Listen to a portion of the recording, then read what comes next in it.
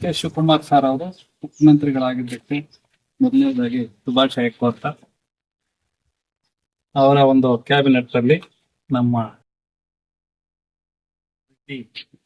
ಕುಲಬಾಂಧವರ ಸನ್ಮಾನ್ಯ ಶ್ರೀ ರಾಮಲಿಂಗಾರೆಡ್ಡಿ ಅವರಿಗೆ ಒಂದು ಖಾತೆಯನ್ನ ಸಂಪನ್ಮೂಲ ಖಾತೆಯನ್ನು ಕೊಟ್ಟರು. ಆದ್ರೆ ಅವರು ಬೇರೆ ಹೇಳಿದ್ರು ನನಗೆ ಆ ಒಂದು ಖಾತೆ ಕೊಡಬೇಕು ಅಂತ ಹೇಳಿ ರಾಜೀನಾಮೆಯನ್ನು ಕೊಟ್ಟಿದ್ದಾರೆ. ಅದಕ್ಕೆ ನಾವೆಲ್ಲರೂ ಇವತ್ತು ನಮ್ಮ ಕುಲಬಾಂಧವರೆಲ್ಲ ತಾಲ್ಲೂಕಿನ ಎಲ್ಲ ನಾಯಕರು ಎಲ್ಲ ಸೇರಿದ್ದೀವಿ. ಆ ಒಂದು ವಿಚಾರದಲ್ಲಿ ನಮ್ಮ ರಾಮಲಿಂಗಾರೆಡ್ಡಿ ಅವರು ಮೊದಲಿಂದಾನು ಸುಮಾರು 8 ಬಾರಿ ಶಾಸಕರಾಗಿ ಆಯ್ಕೆ ಆಗಿದ್ದಾರೆ. ಜೊತೆಗೆ ಬೇರೆ ಬೇರೆ ಖಾತೆಗಳು, ಮೊದಲು ಯೂತ್ ಕಾಂಗ್ರೆಸ್ ಲೀಡರ್ ಆಗಿದ್ರು, ಆಮೇಲೆ ಬ್ಲಾಕ್ ಕಾಂಗ್ರೆಸ್ ಪ್ರೆಸಿಡೆಂಟ್ ಆಗಿದ್ರು, ಆಮೇಲೆ MLA ಆಗಿ 89 ನಲ್ಲಿ ಆಗಿದ್ರು, ಆಮೇಲೆ ಎಜುಕೇಶನ್ ಮಿನಿಸ್ಟರ್ ಆಗಿದ್ರು, ಆಮೇಲೆ ಟ್ರಾನ್ಸ್ಪೋರ್ಟ್ ಮಿನಿಸ್ಟ್ರು, ಆಮೇಲೆ ಹೋಮ್ ಮಿನಿಸ್ಟರು, ಆಮೇಲೆ KPCC ವರ್ಕಿಂಗ್ ಪ್ರೆಸಿಡೆಂಟು, ಒಂದ್ಸಾರಿ ನಮ್ಮ BBMP ಎಲ್ಲ ಅಭ್ಯರ್ಥಿಗಳನ್ನ ಗೆಲ್ಸ್ಕೊಂಡು ಮೇಯರ್ ಮಾಡಕ್ಕೆ ಅವಕಾಶ ಮಾಡಿಕೊಟ್ಟು ಅಂತ ಒಂದು ಧೀಮಂತ ನಾಯಕರು ಅವರು. ಅಂತ ಅವ್ರಿಗೆ ಯಾವತ್ತೂ ಅವ್ರು ಇದೇ ಬೇಕು ಅದೇ ಬೇಕು ಅಂತ ಕೇಳಿರ್ಲಿಲ್ಲ. ಎಲ್ಲೂ ಅವ್ರ ಬಗ್ಗೆ ಒಂದು ಚುಕ್ಕೆ ಕೂಡ ಅಪಾದನೆ ಇಲ್ಲ. ಅಂತ ಒಂದು ಸಂದರ್ಭ ಇದ್ಕೊಂಡು ಇವತ್ತು ಸೀನಿಯರ್ ಮೋಸ್ಟ್ ಲೀಡರ್ ಆಗಿದ್ಕೊಂಡು ಅವ್ರಿಗೆ ಅನ್ಯಾಯ ಆಗಿದೆ. ಅವ್ರಿಗೆ ಡೆಪ್ಯೂಟಿ ಚೀಫ್ ಮಿನಿಸ್ಟರ್ ಕೊಡ್ಬೇಕಾಗಿತ್ತು ಆಕ್ಚುಲ್ ಆಗಿ, ಅದನ್ನು ಕೊಟ್ಟಿಲ್ಲ. ಆದ್ರೂ ಸಹ ಅವರು ಬೆಂಗಳೂರು ಅಭಿವೃದ್ಧಿ ಖಾತೆಯನ್ನು ಕೊಡ್ತೀವಿ ಅಂತ ಹೇಳಿದ್ರಂತೆ DK ಶಿವಕುಮಾರ್ ಸಾಹೇಬರು. ಅದಕ್ಕೋಸ್ಕರ ಅವರು ಇವತ್ತು ಆ ಒಂದು ಮಾತು ನೀವು ನಡ್ಕೊಳ್ಳಿಲ್ಲ ಅಂತ ಒಂದು ಉದ್ದೇಶದಿಂದ ರಾಜೀನಾಮೆಯನ್ನ ಕೊಟ್ಟಿದ್ದಾರೆ. ಅದಕ್ಕೋಸ್ಕರ ಅವ್ರಿಗೆ ಅದೇ ಒಂದು ಖಾತೆಯನ್ನ ಕೊಡಬೇಕು ಅಂತ ನಾವೆಲ್ಲರೂ ನಮ್ಮ ಕುಲಬಾಂಧವರು, ಇಡೀ ಡಿಸ್ಟ್ರಿಕ್ಟ್ ಕುಲಬಾಂಧವರು, ತಾಲೂಕಿನ ಎಲ್ಲ ನಮ್ಮ ನಾಯಕರು ಕುಲಬಾಂಧವರು ಇವತ್ತು ಒತ್ತಾಯವನ್ನ ಅವ್ರಿಗೆ ಅದೇ ಒಂದು ಅಭಿವೃದ್ಧಿ ಬೆಂಗಳೂರು ಅಭಿವೃದ್ಧಿ ಖಾತೆಯನ್ನು ಕೊಡಬೇಕು ಅಂತ ಒತ್ತಾಯವನ್ನ ಮಾಡ್ತಾ ಇದ್ದೇವೆ. ಜೊತೆಗೆ ಅವರು ಧೀಮಂತ ನಾಯಕರು, ಬಹಳ ನಿಷ್ಠೆಯಿಂದ ಕೆಲಸ ಮಾಡೋರು. ಅದಕ್ಕೋಸ್ಕರ ತಪ್ಪದೆ ಅವರಿಗೆ ಆ ಒಂದು ಖಾತೆಯನ್ನು ಕೊಡಬೇಕು ಅಂತ ಹುಕ್ಕೂರಿನಿಂದ ನಾವು ಒತ್ತಾಯಿಸ್ತಾ ಇದ್ದೇವೆ. ಇವತ್ತು ನಮ್ಮ ತಾಲೂಕು ಘಟಕದಿಂದ ಎಲ್ಲ ನಮ್ಮ ರೆಡ್ಡಿ ಸಮಾಜದವರು ಮುಖಂಡರೆಲ್ಲ ಬಂದು, ಎಲ್ಲ ಪದಾಧಿಕಾರಿಗಳು ಬಂದು, ಜಿಲ್ಲಾ ಪೌರಾಧ್ಯಕ್ಷ ಅಂತ ವಿಜಯಣ್ಣನವರು, ಆಪರೇಟಿವ್ ಅವರು, ಜಿಲ್ಲಾ ಆಪರೇಟಿವ್ ಗೌರವಾಧ್ಯಕ್ಷರು, ಕಾಂಗ್ರೆಸ್ ಎಲ್ಲಾನು ಸೇರಿ ಇವತ್ತು ಪ್ರೆಸ್ ಮೀಟ್ ಮಾಡ್ಬೇಕಂತ ನಾವು ನಿನ್ನೆ ನಿರ್ಣಯ ಮಾಡಿದ್ವಿ. ಅದೇ ತರ ಇವತ್ತು ನಾವು ರಾಜ್ಯದಲ್ಲಿ ಸನ್ಮಾನ್ಯ DK ಶಿವಕುಮಾರ್ ಸಾಹೇಬರು ಮುಖ್ಯಮಂತ್ರಿ ಆಗಿದ್ದಾರೆ. ನಮ್ಮ ರಾಮಲಿಂಗಾರೆಡ್ಡಿ ಅವ್ರಿಗೂ ಒಳ್ಳೆ ಖಾತೆ ಸಿಗುತ್ತೆ ಅಂತ ನಾವು ಆಸೆಯಲ್ಲಿದ್ದೀವಿ. ಅದು ಇವತ್ತು ಹುಸಿಯಾಗಿದೆ. ಯಾಕಂದ್ರೆ ನಮ್ಮ ರಾಜ್ಯದಲ್ಲಿ 40 ಲಕ್ಷ ಮೇಲೆ ನಾವು ನಮ್ಮ ಸಮಾಜ ಇದೆ. ಇತ್ತೀಚೆಗೆ ಎಲ್ಲಾ ಸರ್ಕಾರಗಳು ನಮ್ಮ ಸಮಾಜವನ್ನ ಗಣನೆಗೆ ತೆಗೆದುಕೊಳ್ತಾ ಇಲ್ಲ, ಒಂಥರ ಲೆಕ್ಕಕ್ಕೆ ಇಲ್ಲದೆ ಮಾಡ್ತಾ ಇದ್ದಾರೆ.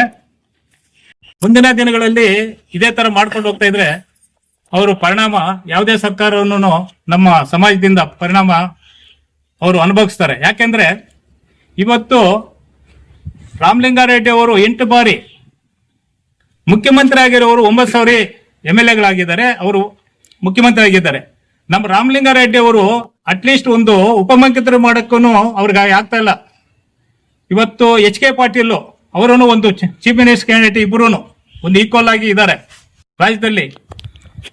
ಆದ್ರೆ ಯಾವುದೇ ಸರ್ಕಾರ ಆಗ್ಲಿ, BJP ಸರ್ಕಾರ ಆಗ್ಲಿ, ಕಾಂಗ್ರೆಸ್ ಸರ್ಕಾರ ಆಗ್ಲಿ, ಇವತ್ತು ದಿನಗಳಲ್ಲಿ ನಮ್ಮ ಇದು ವಕೀಲಗಾರೆಡ್ಡಿ ಅಂತ ನಮ್ಮನ್ನ ರೆಡ್ಡಿ ಅದರಲ್ಲಿ ಸೇರಿಸ್ಬಿಟ್ಟಿರೋದ್ರಿಂದ ಎಲ್ಲ ಒಂದೇ ಅಂತ ನಮಗೆ ಲಾಸ್ ಆಗ್ತಾ ಇದೆ. ರೆಡ್ಡಿಗೆ ಬರೀ ರೆಡ್ಡಿ ಇರೋದಕ್ಕೆ ನಮಗೆ ಲಾಸ್ ಆಗ್ತಾ ಇದೆ.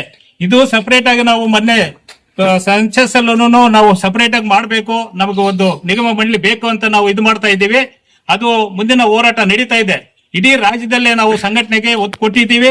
ಮುಂದಿನ ಎಲೆಕ್ಷನ್ ಏನ್ 28 ಬರುತ್ತಲ್ಲ, ಆ ಎಲೆಕ್ಷನ್ ಅಷ್ಟೊತ್ತಿಗೆ ನಾವು ಒಂದಾಗಿ ಯಾರು ನಮ್ಗೆ ಒಳ್ಳೇದು ಮಾಡ್ತಾರೋ ಅದನ್ನ ನಿರ್ಣಯ ತೆಗೆದುಕೊಳ್ಳುವಂತ ಶಕ್ತಿ ದೇವರು ಕೊಟ್ಟಿದ್ದಾರೆ. ಆದ್ರೆ ಇವತ್ತು ನಡ್ಕೊಳ್ತಾ ಇರೋದು ರಾಮಲಿಂಗಾರೆಡ್ಡಿ ಅವರಿಗೆ ಕೊಟ್ಟಿದ ಮಾತು, ಯಾಕೆ ಡಿ.ಕೆ. ಶಿವಕುಮಾರ್ ಅವರಿಗೆ ಏನ್ ಮಾತು ಕೊಟ್ಟಿದ್ರು 2.5 ವರ್ಷ ಅಂತ, ಅದನ್ನ ಪಾಲನೆ ಮಾಡಿ ಅವರು ಇವತ್ತು ಸಿಎಂ ಆಗಿದ್ದಾರೆ. ಆದ್ರೆ ಅವತ್ತು 23ರಲ್ಲಿ ಸಾರಿಗೆ ಎದ್ದು ಕೊಟ್ಟಾಗ ಅವರು ಅವತ್ತು ಅಸಮಾಧಾನ ಇತ್ತು, ಯಾರೋ ನಮ್ಮ ರಾಮಲಿಂಗಾರೆಡ್ಡಿ ಅವರಿಗೆ. ಅವರು ಅವತ್ತು ಒಂದು ಸಂಧಾನ ನಡೆಸಿ ಇದು ಏನೋ ನಗರಾಭಿವೃದ್ಧಿ ಖಾತೆ ಅವತ್ತು ನೆಕ್ಸ್ಟ್ ನಾನು ಮುಖ್ಯಮಂತ್ರಿ ಆಗ್ತೀನಿ ಅವತ್ತು ಕೊಡ್ತೀನಿ ಅಂತ ಹೇಳಿದ್ದಾರೆ. ಆ ಮಾತು ಉಳಿಸ್ಕೊಂಡಿಲ್ಲ ಅಂತ ಅವ್ರು ನೋವಾಗಿ ರಿಸೈನ್ ಕೊಟ್ಟಿದ್ದಾರೆ. ಹೌದು, ಯಾವುದೇ ಕಾರಣಕ್ಕೂ ಅವರು ರಿಸೈನ್ ವಾಪಸ್ ಎತ್ಕೊಳ್ಳೋದು ಬೇಡ ಅಂತ ನಮ್ಮ ಎಲ್ಲ ಪೂರ್ತಿ ಇದು ಏನೋ ಸ್ಟೇಟ್ ಅಲ್ಲೇ ನಾವು ಎಲ್ಲಾ ಜಿಲ್ಲೆಗಳಲ್ಲೂ ಕಾಂಟ್ಯಾಕ್ಟ್ ಅಲ್ಲಿ ಇದ್ದೀವಿ. ಅವರು ಒಪ್ಕೊಂಡು ತಿರುಗಿ ಏನೋ ಅದೇ ಖಾತೆಗೆ ಹೋದ್ರೆ ನಮ್ಗೊಂಥರ ಇದ್ ಮಾಡ್ದಂಗೆ ಆಗುತ್ತೆ. ಅದರಿಂದ ಅವರು ಬೇರೆ ಇದೇ ಬೇಕಾಗಿಲ್ಲ, ಬೇಕಾದ್ರೆ ರಿಸೈನ್ ಬೇಕಾದ್ರೆ ಕೊಡ್ಲಿ, ಏನು ಇದೇನಾಗಲ್ಲ, ಅವ್ರಿಗೆ ಲಾಸ್ ಆಗಲ್ಲ. ಅವ್ರು ಅಷ್ಟೆಲ್ಲ ಪಕ್ಷಕ್ಕೆ ನಿಷ್ಠೆಯಾಗಿ ಯಾರು ಇದುವರೆಗೂ ಮಾಡಿಲ್ಲ, ಕಾಂಗ್ರೆಸ್ ಪಕ್ಷಕ್ಕೆ ಅಷ್ಟು ನಿಷ್ಠೆಯಾಗಿ ಮಾಡಿದವರಿಗೆ ಇವತ್ತು ಮೋಸ ಆಗಿದೆ ಅವ್ರಿಗೆ. ಆ ಒಂದು ಇದರಲ್ಲಿ ಎಲ್ಲಾ ರಾಜ್ಯದಲ್ಲಿ ಎಲ್ಲಾ ಜಿಲ್ಲೆಗಳನ್ನು ಇವತ್ತು ಎಲ್ಲಾ ಕಡೆನೂ ಪ್ರೆಸ್ ಮೀಟ್ ಆಗ್ತಾ ಇದೆ. ಅವ್ರಿಗೆ ಏನಾದ್ರು ಆ ಖಾತೆ ಬದಲಾವಣೆ ಆಗಿಲ್ಲ ಅಂತ ಹೇಳಿದ್ರೆ ಪೂರ್ತಿ ಉಗ್ರ ಹೋರಾಟಕ್ಕೆ ಒಂದು ಕರೆ ಕೊಡ್ತಾ ಇದ್ದೀವಿ. ಎಷ್ಟು ಸಾಧ್ಯವಾದೋ ಅಷ್ಟು ನಾವು ಒಗ್ಗಟ್ಟು ಮಾಡೋಕ್ಕೆ ನಾವು ಸಮಾಜಕ್ಕೆ ಒಂದು ಮಾಹಿತಿ ಕೊಡ್ತಾ ಇದ್ದೀವಿ. ಅದರ ಮೇಲೆ ರಾಜ್ಯ ಸರ್ಕಾರ ಅವರಿಗೆ ಸೇರಿರೋ ವಿಷಯ, ಹೈಕಮಾಂಡ್ ಸೇರಿರೋ ವಿಷಯ, ಮುಂದಿನ ಭವಿಷ್ಯದಲ್ಲಿ ಏನು ಅವರು ನಿರ್ಣಯ ತೆಗೆದುಕೊಂಡು ಮಾಡ್ತಾರೋ, ಮಾಡಿಲ್ಲ ಅಂದ್ರೆ ಮುಂದಿನ ದಿನಗಳಲ್ಲಿ ಪಕ್ಷಕ್ಕೆ ಎಷ್ಟು ಡ್ಯಾಮೇಜ್ ಆಗುತ್ತೆ ಅಂತ ಅವರೇ ತಿಳ್ಕೊಳ್ತಾರೆ. ಆದ್ಯಂತ ನಮ್ಮ ರಾಮಲಿಂಗಾರೆಡ್ಡಿ ಅವರ ರಾಜೀನಾಮೆ ಬಗ್ಗೆ ಕೋಲಾರ ಜಿಲ್ಲೆ ಮತ್ತು ಎಲ್ಲ ಕಡೆ ನಮ್ಮ ಜನಾಂಗದ ವತಿಯಿಂದ ಏನು ಈ ಪ್ರತಿಭಟನೆ ನಡೀತಾ ಇದೆ. ಇವತ್ತೊಂದು ದಿವಸ ನಮ್ಮ ಹಿರಿಯರೆಲ್ಲ ಸೇರಿ ನಿನ್ನೆ ತೀರ್ಮಾನ ಮಾಡಿದಂಗೆ ಇವತ್ತು ಸಭೆ ಸೇರಿ ಮುಖ್ಯಮಂತ್ರಿಗಳಲ್ಲಿ ನಾವೊಂದು ಮನವಿ ಮಾಡ್ತಾ ಇದ್ದೀವಿ. ನಾವು 40 ಲಕ್ಷಕ್ಕೂ ಹೆಚ್ಚು ಜನಸಂಖ್ಯೆ ಇದ್ದೀವಿ. ಆ ಒಂದು ದೃಷ್ಟಿ ಇಟ್ಕೊಂಡು ಹಿರಿಯರಾದ ಅನುಭವಿಗಳಾದ ಅವರ ಅನುಭವವನ್ನು ಮುಂದೆ ಹೆಚ್ಚಿನ ಒಂದು ಅವರು ಏನು ಖಾತೆ ಕೇಳ್ತಾ ಇದ್ದಾರೆ ಆ ಖಾತೆಯನ್ನು ನೀಡಿ ಅವರು ಗೌರವಕ್ಕೆ ಧಕ್ಕೆ ಬರದಂಗೆ ನಡ್ಕೊಳ್ಬೇಕು ಅಂತ ಮುಖ್ಯಮಂತ್ರಿಗಳಲ್ಲಿ ಮತ್ತು ಹೈಕಮಾಂಡಲ್ಲಿ ಮನವಿ ಮಾಡ್ತಾ ಇದ್ದೀವಿ. ನಮ್ಮ ಕರ್ನಾಟಕ ರಾಜ್ಯ ನಮ್ಮ ಜನಾಂಗದ ಹೆಮ್ಮೆಯ ಪುತ್ರರಾಗಿರ್ತಕ್ಕಂಥ ಮಾನ್ಯ ರಾಮಲಿಂಗಾರೆಡ್ಡಿ ಅವರು ಇವತ್ತು 1973ರಲ್ಲಿ ಅವರು ಕಾಂಗ್ರೆಸ್ ಪಕ್ಷಕ್ಕೆ ಯೂತ್ ಕಾಂಗ್ರೆಸ್ಸಲ್ಲಿ ಬಂದಿರ್ತಾರೆ. ಆವತ್ತಿಂದ ಇವತ್ತವರೆಗೂ ಕೂಡ ಸತತವಾಗಿ ಸೋಲಿಲ್ಲದೆ ಗೆದ್ದುಕೊಂಡು ಕರ್ನಾಟಕ ರಾಜ್ಯದ ರೆಡ್ಡಿ ಜನಾಂಗಕ್ಕೆ ಅವರ ಆದಷ್ಟು ಸೇವೆಯನ್ನು ಮಾಡಿಕೊಂಡು ಇವತ್ತು ಕರ್ನಾಟಕ ರಾಜ್ಯದಲ್ಲಿ ಸುಮಾರು 40 ಲಕ್ಷ ರೆಡ್ಡಿ ಜನಾಂಗ ಏನಿದೆ ಇವತ್ತು ಒಕ್ಕೊರಲಿನಿಂದ ಅವ್ರ ಹಿಂದೆ ಇದ್ದೀವಿ ಅಂತೇಳಿ ಇವತ್ತು ನಾವು ಸೇರಕ್ಕೆ ನಾವು ಹೇಳಕ್ಕೆ ಬಯಸ್ತಾ ಇದ್ದೀವಿ. ಇವತ್ತು ರಾಮಲಿಂಗಾರೆಡ್ಡಿ ಅವರು ಪ್ರತಿ ತಾಲೂಕಲ್ಲೂ ಕೂಡ ವರ್ಷನೂ ಕೂಡ ಇಲ್ಲಿ ಆಗಮಿಸಿ ಜನಾಂಗವನ್ನು ಒಂದು ಜಾಗಕ್ಕೆ ಸೇರಿಸಿ ಅವ್ರ ಸಮಸ್ಯೆ ಏನೇ ಇದ್ರೂ ಕೂಡ ಬಗೆಹರಿಸಿ ವರ್ಷ ಹೋಗ್ತಾ ಇದ್ದಾರೆ. ಅವತ್ತು ರೆಡ್ಡಿ ಜನಾಂಗಕ್ಕೆ ಇವತ್ತು ಅವರು ನಮ್ಮ ಧೀಮಂತ ನಾಯಕರು, ಮುತ್ಸದ್ದಿ ನಾಯಕರಾಗಿದ್ದಾರೆ. ಅವರು ಇವತ್ತು ಕಾಂಗ್ರೆಸ್ ಪಕ್ಷಕ್ಕೆ ನೀವು ಮಾಡ್ತಕ್ಕಂಥ ದ್ರೋಹದಿಂದ ಅವರು ನಾಳೆ ದಿವಸ ಅವರೇನು ಬೇಜಾರು ಮಾಡ್ಕೊಂಡಿದ್ದಲ್ಲಿ ನಾಳೆ ಕಾಂಗ್ರೆಸ್ ಪಕ್ಷಕ್ಕೆ ತುಂಬ ಹೊಡೆತ ಆಗುತ್ತದೆ. ಇವತ್ತು ನಮ್ಮ ಕೋಲಾರ ಜಿಲ್ಲೆ 4 ಶಾಸಕರು ಏನು ಗೆದ್ದಿದ್ದಾರೆ. ಪ್ರತಿ ತಾಲೂಕಲ್ಲೂ ಕೂಡ ನಮ್ಮ ಜನಾಂಗದ ಒಂದು ದೊಡ್ಡ ಕೊಡುಗೆ ಇದೆ ಇವತ್ತು ಇಲ್ಲಿ ಶಾಸಕರು ಗೆಲ್ಲೋದಕ್ಕೆ. ಇವತ್ತು ಅವರೇನಾದರೂ ಮುನ್ನಿಸ್ಕೊಂಡು ಬೇರೆ ಪಕ್ಷಕ್ಕೆ ಹೋಗಿದ್ದಾದಲ್ಲಿ ನಾಳೆ ಪಕ್ಷಕ್ಕೆ ತುಂಬ ಹೊಡೆತ ಆಗ್ತದೆ. ಇದರಿಂದ ನಾವು ಅಖಿಲ ಭಾರತ ನ್ಯಾಷನಲ್ ಕಾಂಗ್ರೆಸ್ ಮಲ್ಲಿಕಾರ್ಜುನ್ ಖರ್ಗೆಜಿ ಅವರಿಗೆ ಮತ್ತು ನಮ್ಮ ಡಿ.ಕೆ. ಶಿವಕುಮಾರ್ ಸಾಹೇಬರ ಮುಖ್ಯಮಂತ್ರಿ ಮತ್ತು ಇವಾಗಿನ ಹರಿಪ್ರಸಾದ್ ರಾಜ್ಯ ಕಾಂಗ್ರೆಸ್ ಪಕ್ಷದ ಅಧ್ಯಕ್ಷರಿಗೆ ನಾವು ಮನವಿ ಮಾಡೋದೇನೆಂದರೆ ಅವರಿಗೆ ಕೇಳಿದ ಖಾತೆಯನ್ನು ಕೊಟ್ಟು ತಾವು ಅವರ ಒಂದು ಸೇವೆಯನ್ನು ಗುರುತಿಸಿ ಅವರಿಗೆ ಕೇಳಿದ್ದಲ್ಲಿ ಮುಂದಿನ ದಿನಗಳಲ್ಲಿ ಪಕ್ಷಕ್ಕೆ ಒಳ್ಳೆಯದಾಗುತ್ತೆ ಅಂತ ಹೇಳ್ತಾ ಈ ಮೂಲಕ ನಾವು ಹೇಳಕ್ಕೆ ಬಯಸ್ತೀವಿ. ಧನ್ಯವಾದಗಳು. ನಾವೆಲ್ಲ ಇಲ್ಲಿ ಸೇರಕ್ಕೆ ಒಂದು ಕಾರಣ ಇದೆ, ತಮಗೂ ಗೊತ್ತಿದೆ. ನಮ್ಮ ಹಿರಿಯರಾದಂಥ ನಾಯಕರಾದಂಥ ರಾಮಲಿಂಗಾರೆಡ್ಡಿ ಅವ್ರನ್ನ ಅವ್ರು ಏನು ಖಾತೆ ಕೇಳಿದ್ರು ಅದು ಕೊಟ್ಟಿಲ್ಲ ಅಂತ ಅವ್ರು ಮುನ್ಸ್ಕೊಂಡು ರಾಜೀನಾಮೆ ಕೊಟ್ಟಿದ್ದಾರೆ. ಎಲ್ರಿಗೂ ಗೊತ್ತು. ಅಲ್ಲ ಅವ್ರು ಕೊಟ್ಟಿರೋ ಖಾತೆಯನ್ನ ಮುನ್ಸ್ಕೊಂಡು, ಯಾಕಂದ್ರೆ ವಾಟರ್ ಅಂಡ್ ರಿಸೋರ್ಸ್ ಅಂತ ಕೊಟ್ಟಿದ್ದಾರೆ. ಅವರು ನನ್ನ ಮನುಷ್ಯ ಸಾಕ್ಷಿ ಇಲ್ಲ ಅದು ಒಪ್ಕೊಳ್ಳೋಕ್ಕೆ ಅಂತ ನನಗೆ ಆಗಲ್ಲ ಅಂತ ವಾಪಸ್ ರಾಜೀನಾಮೆ ಕೊಟ್ಟಿದ್ದಾರೆ. ಅವರು ಮೊದಲೇ 3 ವರ್ಷ ಮೊದಲೇ ಕಾಂಗ್ರೆಸ್ ಅಧಿಕಾರಕ್ಕೆ ಬಂದಾಗ ಮಾನ್ಯ ಮುಖ್ಯಮಂತ್ರಿ ಆಗಿದಂಥ ಮಾನ್ಯ ಡಿ.ಕೆ. ಶಿವಕುಮಾರ್ ಸಾಹೇಬರು ಮತ್ತು ಅವ್ರ ಸಹೋದರ ಸುರೇಶ್ ಅವರು ಅವ್ರ ಮನೆಗೆ ಹೋಗಿ ಆವತ್ತು ಆ ಖಾತೆ ರಾಮಲಿಂಗಾರೆಡ್ಡಿಗೆ ಹೋಗಿತ್ತು. ಸಿದ್ದರಾಮಯ್ಯ ಮುಖ್ಯಮಂತ್ರಿ ಆದಾಗ ಆ ಖಾತೆಯನ್ನು ಅವ್ರಿಗೆ ಹೋಗಿತ್ತು. ಇವ್ರು ಹೋಗಿ ಮನೆಯಲ್ಲಿ ಕೂತ್ಕೊಂಡು ಸುಮಾರು ಗಂಟೆಗಳು ಸಾಯಂಕಾಲವರೆಗೂ 4 ಗಂಟೆವರೆಗೂ ಕೂತ್ಕೊಂಡು ಬೇಡ ಈ 2.5 ವರ್ಷ ನನಗೆ ಕೊಡಿ, ನಾನು CM ಆದಮೇಲೆ ಆ ಖಾತೆಯನ್ನು ನಿಮಗೆ ಕೊಡ್ತೀನಿ ಅಂತ ಮಾತು ಕೊಟ್ಟಿದ್ರು. ನೆನ್ನೆ ಎಲ್ಲ ಮಾಧ್ಯಮ ಕೊಟ್ಟು ತಮಗೆಲ್ಲ ಗೊತ್ತಿದೆ. ಆ ಮಾತನ್ನು ತಪ್ಪಿದ್ದಾರೆ. ಇವತ್ತು ಅವರು ಹಿರಿಯರು 53 ವರ್ಷ ಅನುಭವ ಇದೆ.